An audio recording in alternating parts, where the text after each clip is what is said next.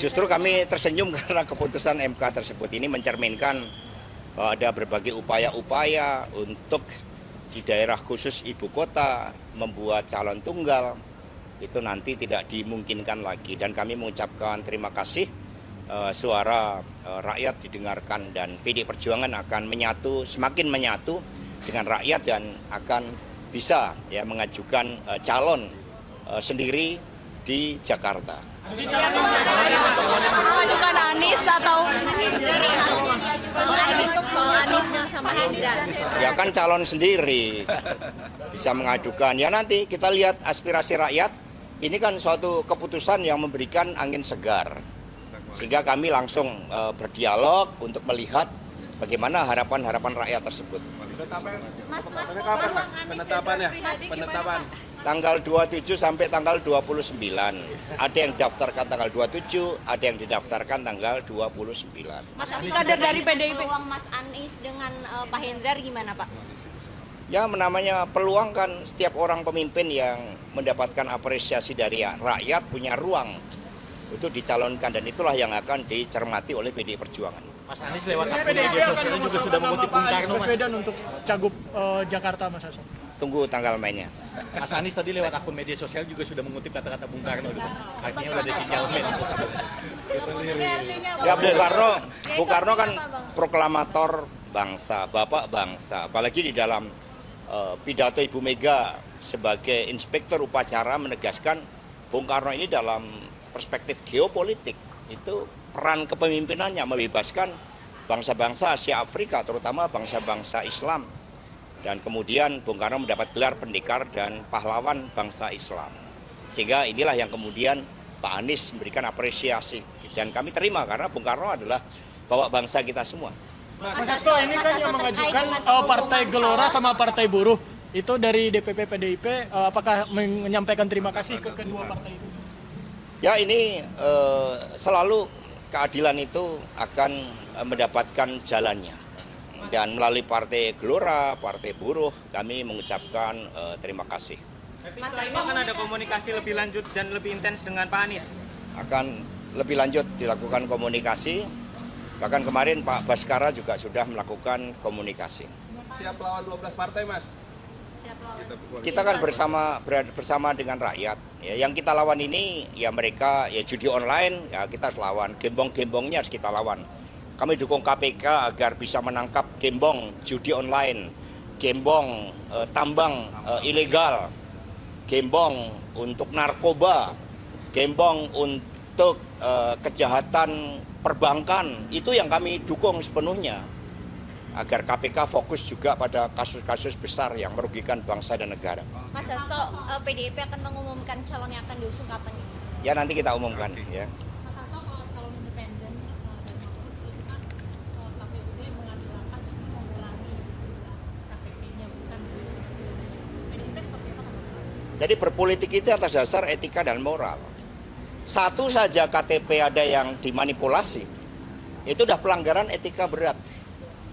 Jadi jangan sampai kita biarkan negeri ini, kata Pak Haidar Nasir, Ketua Umum Muhammadiyah, jangan sampai negeri ini kehilangan jiwa dan raga terpisah, lalu etika dan moral ditinggalkan. Maka seruan-seruan kebenaran ini harus kita buka ruang, termasuk dalam pilkada, termasuk agar pilkada tidak menjadi objek dalam mobilisasi kekuasaan untuk calon-calon tertentu. Karena kami mendapat laporan ada satu daerah yang karena kaya dengan tambang, lalu diusahakan calon tunggal.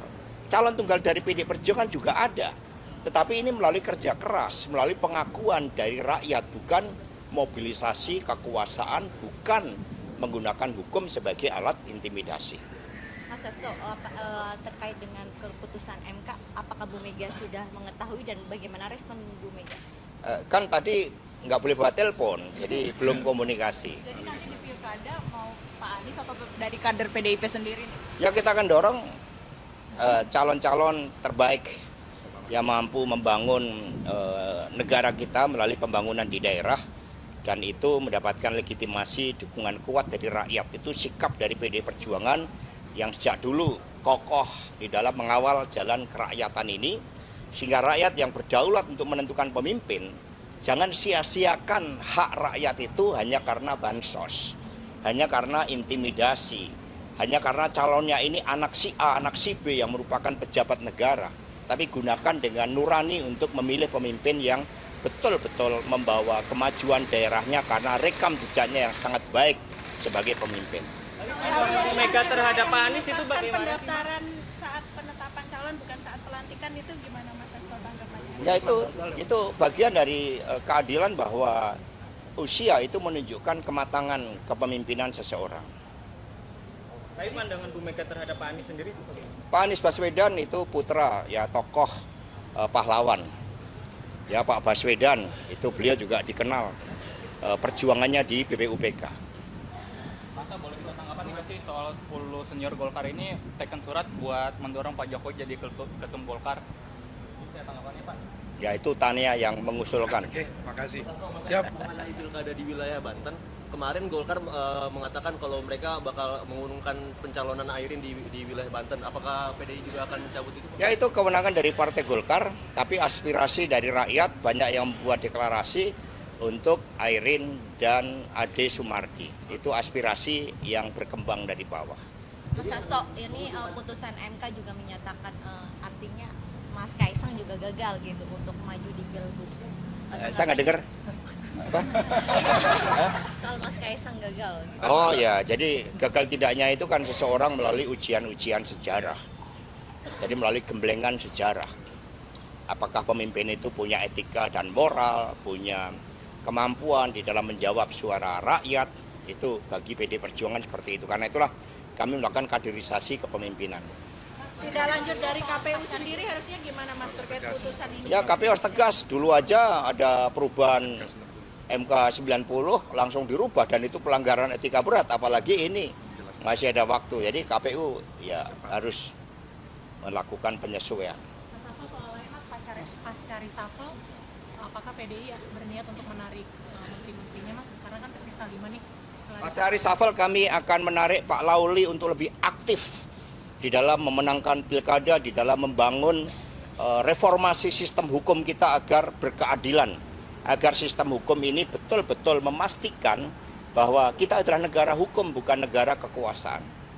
Mas Hasto, mengenai pilkada di Jawa Timur, PDIP sendiri akan tetap berkoalisi dengan PKB nggak untuk mengusung Marzuki dan pasangan Marzuki? Ya, Bu Mega itu ikut mendirikan PKB, jadi kami bekerja sama secara empiris pada tanggal kita mengumumkan ada 305 kepala daerah.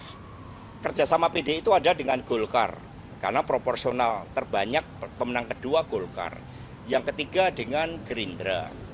Kemudian dengan PKB, dengan PAN, dengan P3, dengan Hanura. Kami ada kerjasama dengan Nasdem, dengan Perindo, kemudian juga dengan PKS di beberapa wilayah dan PSI. Jadi kami menjadi titik temu dari berbagai calon-calon yang diusung dari daerah sesuai dengan konfigurasi politik di daerah. Pak, ini kan kemarin habis reshuffle ya. Kemungkinan dugaan nanti perubahan Undang-Undang MD3 untuk pemilihan ketua DPR. Ya Undang-Undang MD3 ini kan belum dijalankan. Karena ketika rakyat memilih dan menjadikan PDI Perjuangan sebagai pemenang pemilu legislatif, tentu di dalam undang-undang yang disosialisasikan saat itu, Ketua DPR RI itu berasal dari PD Perjuangan. Demikian pula di daerah-daerah lain, mutatis mutandis. Siapa pemenang pemilu di daerah, contohnya di Jawa Barat dari Gerindra, berarti otomatis Gerindra yang menjadi Ketua DPR. Kalau terjadi Ketua DPRD, kalau terjadi perubahan-perubahan, maka implikasi politiknya akan sangat luas. Apalagi dalam situasi ekonomi yang tidak baik.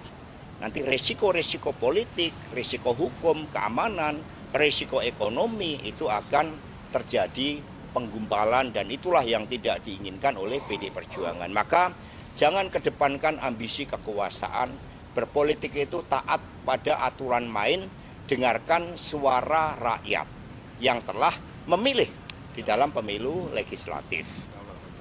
Mas, kemarin bilang, tadi kan bilang katanya Ahmad Basara ketemu Pak Anies kemarin. Mungkin konteks pertemuannya bisa dijelaskan apa? Loh, saya kan nggak bicara ketemu Pak Anies. Pak Ahmad Basara sudah bertemu melakukan komunikasi politik. Ya cukup ya. Makasih ya. Nih. Pemeriksaan tadi